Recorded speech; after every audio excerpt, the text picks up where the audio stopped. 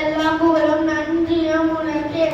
தண்ணீர் குடிக்கும் போது ஓடும் துவா அல்ஹம்துலில்லாஹ். அல்லாஹ்வின் பெயரை கொண்டு ஆரம்பிக்கிறேன்.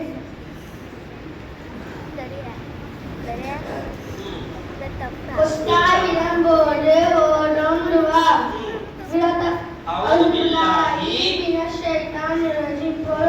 விரதப்பட்ட ஷைத்தானே, தீங்கை விட்டு நான் அல்லாஹ்விடம் பாதுகாப்பு தேடுகிறேன்.